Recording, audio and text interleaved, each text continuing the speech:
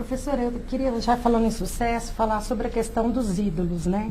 Que a nossa sociedade tem que eleger os exemplos a serem seguidos, só que às vezes se esquece que os exemplos são humanos e são falhos. O caso do Ronaldinho, esse teve grande repercussão, né? Fenômeno, e que causou um impacto, né?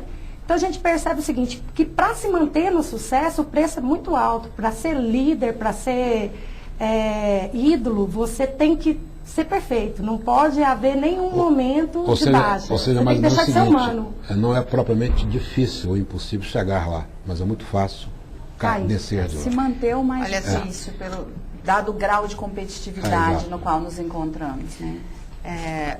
Vocês me permitam discordar de vocês. É difícil se manter lá, isso não tem nada a ver com a competitividade.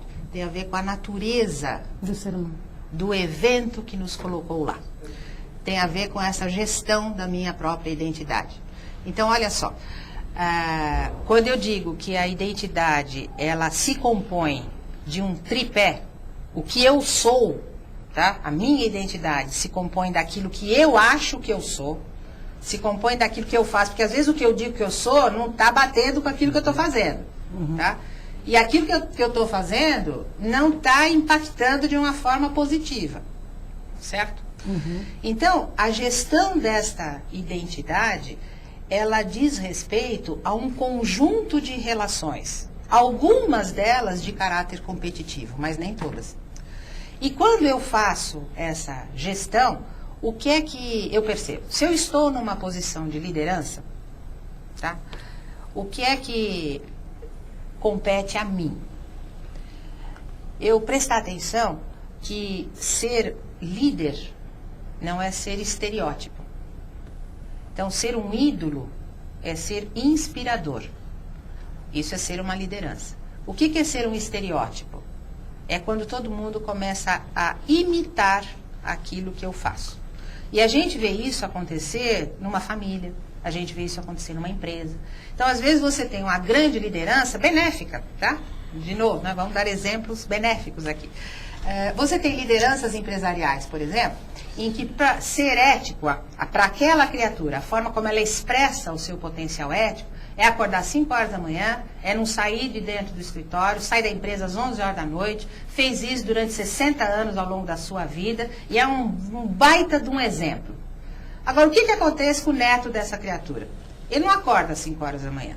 Ele prefere dormir até às 10. Tá? Ele não gosta de se vestir daquela forma.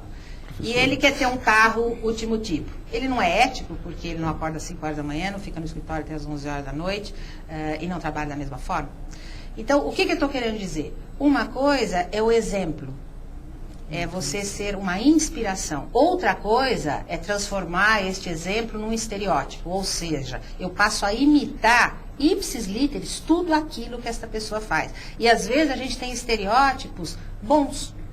Mas o estereótipo nunca é benéfico, porque ele tapa, ele impede uma manifestação e uma expressão genuína de um potencial que se manifestará de uma forma diferente. Então, os ídolos, todos, têm esta dimensão de responsabilidade. É a responsabilidade de serem inspiradores. Tá? E de manejar, e para isso existem então todos os profissionais de comunicação que assessoram estes ídolos e que estes sim têm que ser experts. Hoje um profissional de comunicação, ele tem que ser um expert em gestão da identidade. Numa empresa isso se chama gestão da marca, num indivíduo é gestão da identidade.